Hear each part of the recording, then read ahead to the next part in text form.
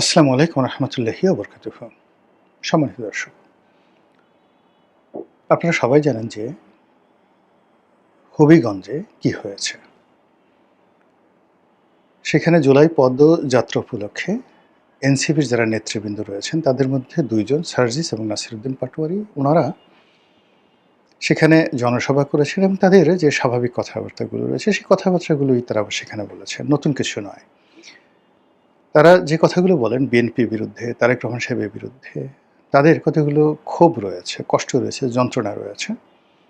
সেই যন্ত্রণাগুলো তারা বলেন এবং আমি ব্যক্তিগতভাবে মনে করি যে তারা আমাদের জন্য যা কিছু করেছেন ২০২৪ সনের জুলাই-আগস্টে, তার প্রেক্ষিতে তাদের জবান থেকে যদি এরকম কিছু বক্তব্য আসে, হয়তো আপনার কাছে শালীন মনে হবে না। আপনার কাছে মনে হচ্ছে যে এটার কাঙ্ক্ষিত মান নেই। কিন্তু বুঝতে হবে যে এই কথাগুলো কেন তারা বলছেন। মূল ব্যাপারটা হলো যে আমাদের দেশে গত ১৭ বছর ধরে আওয়ামী লীগের যে শাসনামল, সেই শাসনামলের বিরুদ্ধে কার্যত আমরা কোনো শক্তিমত্তা প্রদর্শন করতে পারিনি রাজনৈতিক দলগুলো। ভারতে এই মুহূর্তে যেমন পুরো মোদী সরকারকে উল্টে দিয়েছে ককরোচ বাহিনী। সেখানে কংগ্রেস, তৃণমূল কংগ্রেস, অন্যান্য রাজনৈতিক দল, আম আদমি পার্টি, এখন আসলে ভারতে একমাত্র সর্বভারতীয় যে রাজনৈতিক দল সেটি কেবলমাত্র ধরুন বিজেপি। অন্যান্য যে সকল দল মানে সবই আঞ্চলিক। এমনকি এখন যে কংগ্রেসের মতো দলও কিন্তু এখানে আঞ্চলিক দলে পরিণত হয়ে গেছে। এর ফলে নরেন্দ্র মোদীর যে অপ্রতিরোধ্য ক্ষমতা, তার বিরুদ্ধে দাঁড়ানোর কোনো ক্ষমতা অন্যান্য রাজনৈতিক দলগুলো নেই। সেখানে ককরোচ তেলাপোকা পার্টি, তারা পুরো দেশটাকে উল্টে দিল এবং একজন মন্ত্রীকে, শিক্ষামন্ত্রীকে পদত্যাগে তারা বাধ্য করল। ঠিক অনুরূপভাবে এই বাংলাদেশে শেখ হাসিনাকে এই বৈষম্য বিরোধী আন্দোলনের যারা নেতৃবৃন্দ রয়েছেন, তারাই কিন্তু একেবারে ত্রাহি অবস্থা তৈরি করে দিয়েছিল। তার সঙ্গে সাধারণ জনগণ, রাজনৈতিক দলগুলো অংশগ্রহণ করেছে, একটা পূর্ণতা পেয়েছে। কিন্তু কর্তৃত্ব এই বৈষম্য বিরোধী আন্দোলনের নেতাদের। তো কাজেই তাদের সেই আন্দোলনের মাসটিকে তারা উদযাপন করবে। এজন্য আমাদের আসলে একটা ওয়াক ওভার তাদেরকে দেওয়া উচিত। একটা সার্টেন মানে লিমিট পর্যন্ত। তো সেটি ২০২৪ সনে তারা বেশ সুন্দরভাবে করেছেন। ২০২৫ সনে তারা সব জায়গাতেই করার চেষ্টা করেছেন। কিন্তু দেখা গেল যে ২০২৫ সনে গোপালগঞ্জে গিয়ে তারা মারাত্মকভাবে লাঞ্ছিত, অপমানিত হয়েছেন এবং এর জন্য বহু মানুষের প্রাণ ঝরেছে। এবং ওই সময় যদি সেনাবাহিনী সেখানে তাদেরকে উদ্ধার না করতেন, সেখানে অ্যাপাচি না পাঠাতেন, তাহলে হয়তো সেই দিন বৈষম্য বিরোধী যারা নেতা রয়েছেন তারা প্রাণে বাঁচতেন না। তো চিন্তা করুন, গোপালগঞ্জ, তো গোপাল তার সাথে সাথে আবার গঞ্জও আছে। এবছরও ঠিক অনেক জায়গাতে তারা গিয়েছেন, কিন্তু হবির সাথে যে গঞ্জ আছে, হবিগঞ্জ, এই হবিগঞ্জে গিয়ে তারা বিপদে পড়েছেন। এখন এই যে এনসিপির যারা নেতৃবৃন্দ রয়েছেন, সেই নেতৃবৃন্দের সঙ্গে আমার কাছে মনে হচ্ছে গঞ্জ শব্দটি তাদের সাথে কুফা। আগামীতে তারা যে কোনো গঞ্জে যাবেন, ১০০ বার তাদেরকে দোয়া দরুদ পড়ে, তারপরে তাবিজ কবাজ করে, বান মেরে, নিজেদের শরীর বন্ধন তৈরি করে তাদেরকে এই গঞ্জে যেতে হবে। যেমন নারায়ণগঞ্জ, শায়েস্তাগঞ্জ, এরকম যে সকল গঞ্জ রয়েছে, গোপালগঞ্জ তো আছেই। তো যেই শহরগুলোতে গঞ্জ আছে সেখানে তারা ভবিষ্যতে সতর্ক হবেন। অধিকন্তু হবিগঞ্জ, এখানে কিন্তু বৈষম্য বিরোধী আন্দোলনের সবচেয়ে নির্মম এবং নৃশংস ঘটনাগুলো ঘটেছে। বহু হত্যাকাণ্ড, থানা লুট, পুলিশের সাথে মারামারি, তারপরে এখানে প্রাণহানি সেই জুলাই-আগস্ট বিপ্লবের সময় এখানে বেশি হয়েছে। তো কাজেই এখানে যেখানে ধরুন হতাহত বেশি হয়, সেখানে বহু পক্ষ, শত্রু এবং মিত্র সেখানে দাঁড়িয়ে থাকে। ফলে ওখানে আওয়ামী লীগের লোকজন ফাঁদ পেতে আছে, বিএনপির লোকজন ফাঁদ পেতে আছে, বৈষম্য বিরোধী যারা লোকজন ওখানে এই গত ২ বছর সেখানে তারা দাপট দেখিয়েছে। তো কাজেই এরকম একটা জায়গাতে তাদেরকে যে প্রস্তুতি নিয়ে যাওয়া উচিত ছিল, সেই প্রস্তুতি নিয়ে তারা যাননি। অধিকাংশ সেখানে গিয়ে তারা নরমাল ওয়েতে যে কথাবার্তাগুলো বলেছেন, আর তার প্রেক্ষিতে অনুষ্ঠান শেষে মারামারি হয়েছে, কাটাকাটি হয়েছে। প্রথম দিকে অনেকে বলার চেষ্টা করেছেন যে এটা এনসিপির অভ্যন্তরীণ মারামারি। কেউ হয়তো এটাকে অনেকে নাটক বলার চেষ্টা করেছেন, এর কারণ হলো ছাত্রদল লেখা যে জার্সি, এই জার্সি পরে অনেকে এখানে মারামারি করেছে। তাহলে ছাত্রদলের যে জার্সি পরে মারামারি করতে যাওয়া, এটা একটা নির্বুদ্ধিতা, মানে এরকম একটা অল্প বুদ্ধির মানুষ বাংলাদেশের কোনো জায়গাতে নেই।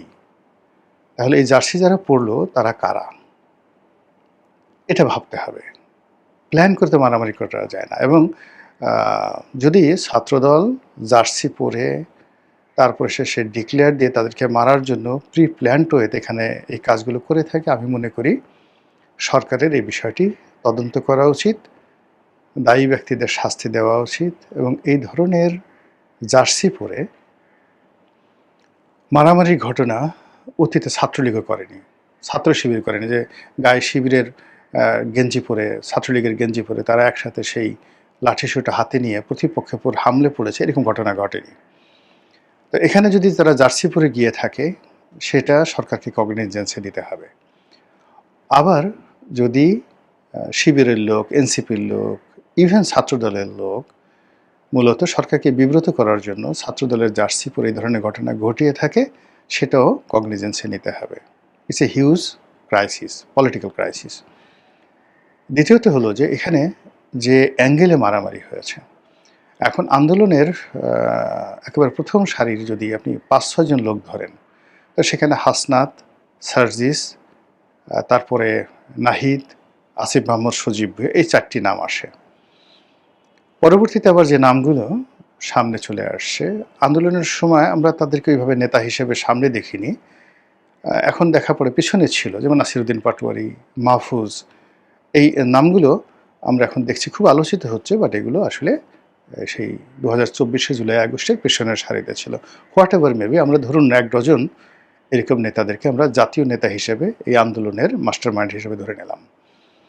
এখন তারা তো আমাদের জন্য কিছু করেছে, তাদের জন্য একটা যাকে বলা হয় ন্যূনতম সম্মানবোধ আমাদের থাকা উচিত।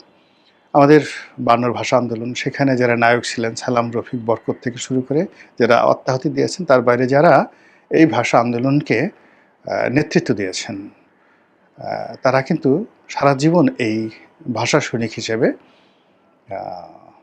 সম্মানিত হয়েছেন। এমনকি গোলাম আজম সাহেব, গাজীউল হক সাহেব, যারা সরাসরি স্বাধীনতার বিরোধিতা করেছেন।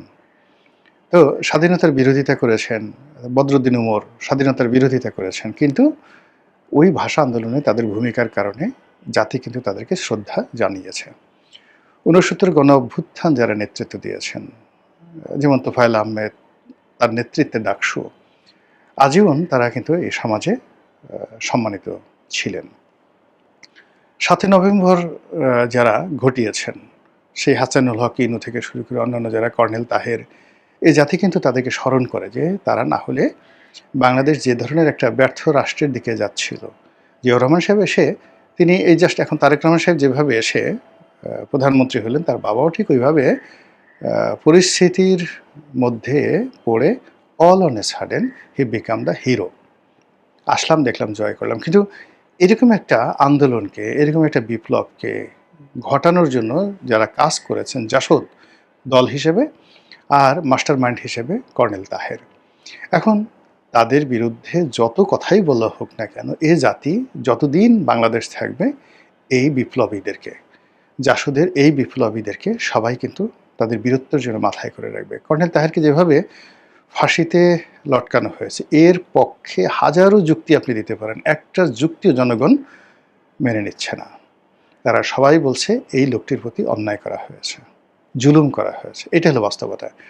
একইভাবে মেজর জলিল, মেজর জিয়াউদ্দিন, যারা বীর মুক্তিযোদ্ধা, কিন্তু ভারতীয় আধিপত্যবাদের বিরুদ্ধে স্বাধীনতার পরে প্রথম যারা, যাকে বলা হয়, গর্জে উঠেছিলেন যে আমাদের অস্ত্র, আমাদের শস্ত্র, আমাদের কোনো কিছু ভারতীয়রা নিয়ে যেতে পারবে না। ফলে কি হলো, এই জাতি একজন মেজর জলিল, সুন্দরবন একজন মেজর জিয়াউদ্দিন, তাদের কিন্তু অত্যন্ত সম্মান এবং মর্যাদার সঙ্গে দেখে।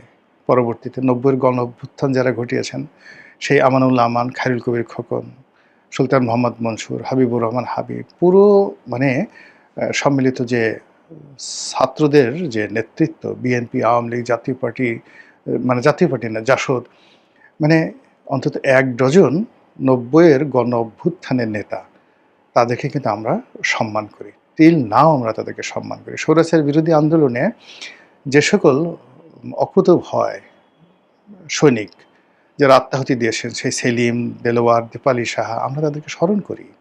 পুরো এরশাদের জামানাতে ঢাকা বিশ্ববিদ্যালয়ে যারা রাজনীতি করেছে, সেটা যে কোনো দলেরই হোক না কেন, আমরা এখনও তাদেরকে হৃদয়ে ধারণ করি। তো সেক্ষেত্রে ২৪-এর যারা গণ অভ্যুত্থান যারা করেছেন, তাদেরকে আমাদেরকে হৃদয়ে ধারণ করতে হবে। ধারণ করতে হবে। আমরা কি, মানে এরা, আচ্ছা আপনি সার্জিস কী করেছে বলেন তো? সার্জিস, আপনি একটা ছোটো বাচ্চা ছেলে, বয়স অল্প, খাটো দেখতে, নির্বাচন করতে চেয়েছে, আর এখন নেতাগিরি করছে। এখন এই ঢাকা শহরে সার্জিস কয়জনের ঘর থেকে মা বোনের ওড়না টেনে নিয়ে গেছে, কয়জনের ঘরে ঢুকে তার টাকা ছিনতাই করেছে, কোন অফিসে গিয়ে মানে সে চাঁদাবাজি করেছে বলেন। নাসিরুদ্দিন পাটোয়ারি বেয়াদব, গালাগালি করে, আজে বাজে কথাবার্তা বলে, কিন্তু কার কাছ থেকে চাঁদা চেয়ে এসে চলছে বলেন তো? একটা চাঁদাবাজি, একটা দুর্নীতি, একটা অনিয়মের কথা বলেন তো, আপনি বলতে পারবেন না তো, কখনোই বলতে পারবেন না এই ছেলেগুলোর সম্পর্কে। আমরা কেন অধৈর্য হচ্ছি? তারা আমাকে গালাগালি করছে, আপনি গালাগালি করেন, তাদেরকে গালাগালি করেন, তারা তো নিষেধ করে নাই, তাদের সমালোচনা করেন, কিন্তু তাদেরকে বাঁশ দিয়ে কেন পিটাতে হবে, এবং এত দ্রুত তাদেরকে পিটাতে হবে কেন? এবং আমরা এই যে নির্মমভাবে তাদেরকে মারা হলো, এবং আমি দেখলাম যে সোশ্যাল মিডিয়াতে আওয়ামী লীগের লোক তো ভীষণ খুশি, মেরে দিয়েঙ্গে, মার দেঙ্গে। এখন তো দিল্লিতে গিয়ে সবাই, আমি তো হিন্দি ভাষা বলতে পারি না, তারা হিন্দিতে, হ্যাঁ, শালেকে পিটে দাও, হ্যাঁ, মেরে দাও, তারপরে হিন্দিতে মানে তারা এই সমস্ত কথাবার্তা বলছে, একেবারে নলি নলি ছুটিয়ে দাও, আরও আগে দেওয়া উচিত ছিল। হ্যাঁ, এটা হলো আওয়ামী লীগের বয়ান। এখন তারা করবে, তারা যেহেতু এদের দ্বারা ক্ষতিগ্রস্ত হয়েছে। বিএনপির এক শ্রেণীর লোক, যেহেতু এরা তারেক রহমান সাহেবকে, এই যে এই মুহূর্তে তারেক রহমান সাহেবকে নাসিরুদ্দিন পাটোয়ারি সরাসরি বলছে যে আপনি তো রাষ্ট্র ক্ষমতায় বসে প্রেম করা শুরু করেছেন স্ত্রীকে নিয়ে, আপনি এই যে বিভিন্ন জায়গাতে শোক আপ করে বেড়াচ্ছেন।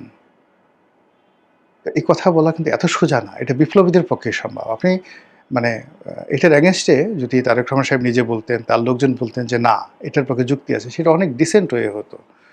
কিন্তু কথা না বলে এখন তার টেংরি ভাঙতে হবে, তাকে বাঁশ দিয়ে পিটাতে হবে। আই ডু নট সাপোর্ট ইট। আবার তিনি সালাউদ্দিন সাহেব সম্পর্কে অভিযোগ করছেন যে উনি তো এসালামের লোক, এসালাম ওনাকে চালাচ্ছে, উনি দেশ চালাচ্ছেন, পুরো দেশই তো এসালাম চালাচ্ছে, এসালামের রাষ্ট্রপতি, এসালামের শেখ হাসিনা, এসালামের শেখ রেহানা, এসালামই তো এখন সারা বাংলাদেশ চালাচ্ছে। আচ্ছা, আপনি এই কথার উত্তর দেন না। এই যে কথাগুলো সে বলছেন, এই কথাগুলোর উত্তর দেন। তারা যে সকল দুর্নীতির অভিযোগ চলছে, চাঁদাবাজির কথা বলছে, এগুলোর ব্যাপারে, এগুলোর তো প্রত্যেকটা কথারই উত্তর আছে, অনেক সুন্দর সুন্দর উত্তর আছে, কিন্তু তাদেরকে ব্যক্তিগতভাবে, মানে তারা তো সালাউদ্দিন সাহেব, তারেক রহমান সাহেব, অন্য যে কোনো ব্যক্তির সঙ্গে এদের কারোর তো ব্যক্তিগত দ্বন্দ্ব সংঘাত নেই। আর তারা এখন যে পর্যায়ে আছে, ভুলে গেলেও মানে আগামী এই, মানে যদি অলৌকিক কোনো ঘটনা না ঘটে, জিন পরি এসে যদি তাদেরকে রাষ্ট্রপতি, প্রধানমন্ত্রী না বানিয়ে দেয়, তাহলে তাদের রাজনৈতিক ভবিষ্যৎ আগামীতে একটা এমপি হবে, এটাই দুরূহ বিষয়। তো সেক্ষেত্রে তাদের যে কন্ট্রিবিউশন, সেই কন্ট্রিবিউশন অ্যাগেনস্টে তারা যেভাবে আওয়াজ তুলছে, এই আওয়াজগুলো তো আসলে বিএনপির জন্য অনেক ভালো। মানে সরাসরি প্রধানমন্ত্রীকে, তার পরিবারকে, আমাদের দেশে তো প্রধানমন্ত্রী হলে তার বিরুদ্ধে কোনো কথা বলা যাবে না, তার পরিবার নিয়ে কোনো রাজনৈতিক সমালোচনা করা যাবে না। স্বরাষ্ট্রমন্ত্রী হলে তো ও মাই গড, স্বরাষ্ট্রমন্ত্রীকে নিয়ে কোনো কথাই বলা যাবে না, যার হাতে লাঠি আছে। সেনাবাহিনীর প্রধানকে নিয়ে কোনো কথা বলা যাবে না, ক্যান্টনমেন্ট নিয়ে কোনো কথা বলা যাবে না। কিন্তু এই যুবকেরা কিন্তু সেই ট্র্যাডিশনটা ভেঙে দিয়েছে। আপনার দৃষ্টিতে সেগুলো অশালীন মনে হতে পারে, সীমা অতিক্রম হতে পারে, আমাদের ট্র্যাডিশনের বাইরে, কিন্তু আপনি সারা জীবন ঘুমটা দিয়ে থেকেছেন, মানুষকে সম্মান করেছেন, কিন্তু আপনাকে একেবারে বলাৎকার করে, একেবারে পেছন দিক থেকে বলাৎকার করে আপনাকে প্রেগন্যান্ট করে ছেড়ে দিয়ে গেছে বিভিন্ন স্বৈরের শাসক। আর সেই প্রেগন্যান্সি থেকে এরাই কিন্তু বাঁচিয়েছে। তো কাজেই এদেরকে পলিটিক্যালি মোকাবেলা করাটাই যুক্তিযুক্ত বলে আমি মনে করি। কিন্তু সেটা না করে তাদের বিরুদ্ধে, তারা কথা বলছে, তাদের বিরুদ্ধে কলমও নয়, সরাসরি ডাইরেক্ট বাঁশ। আর সে বাঁশ কি যেন তেন বাঁশ না, বিশাল 10-12 হাত লম্বা বাঁশ দিয়ে তাদেরকে পেটানো হচ্ছে। এই জিনিসগুলো মানে ভালো ফলাফল আনবে না, কারো জন্যই ভালো ফলাফল আনবে না। এখনো রক্তের দাগ শুকোয়নি, এখনো বাতাস থেকে বারুদের গন্ধ যায়নি, এখনো জুলাই আগস্টের যারা আহত তাদের ঘা শুকোয়নি। কাজে এত দ্রুত যদি আমরা সবকিছু ভুলে যাই এবং ঘুরে দাঁড়ানোর চেষ্টা করি, এবং মানে যার কারণে মানে সিন্নি খেলাম, সেই মোল্লাকে চিনলাম না, মোল্লার কারণে সিন্নি, এরকম পার্লামেন্টের মজার মজার কথাগুলো হচ্ছিল, সেই মোল্লাদেরকে আমরা এখন ভুলে যাচ্ছি। তো কাজেই আমি মনে করি যে এই জুলাইকে কেন্দ্র করে হবিগঞ্জে যে ঘটনাগুলো ঘটেছে সেই বিষয়গুলোর একটা রাজনৈতিক সমাধান দরকার। যেমন এই বছর তারা গোপালগঞ্জে যায়নি, গোপালগঞ্জে যায়নি, এটা একটা ভালো সিদ্ধান্ত, গোপালগঞ্জে যায়নি। কিন্তু এই যে তারা যে হবিগঞ্জে গেলেন এবং হবিগঞ্জে যে ঘটনাগুলো ঘটলো, এই ঘটনায় এনসিপির যারা নেতৃবৃন্দ, তাদের মুরব্বী আছে, জামাত, তাদের বোঝা উচিত, বলা উচিত আসলে এই ঘটনাটা কেন ঘটলো, দ্বিতীয়বার যেন এই ঘটনা জামাত এনসিপির পক্ষ থেকে না ঘটে। আবার সরকারের পক্ষ থেকেও এখানে সহনশীলতা দেখানো এবং এই ঘটনার একটা নিরপেক্ষ তদন্ত করে যারা দায়ী ব্যক্তি তাদেরকে বিচার করার মধ্যেই কিন্তু সরকারের অস্তিত্ব, সরকারের দীর্ঘস্থায়িত্ব এবং সরকারের ভবিষ্যৎ নির্ভর করবে।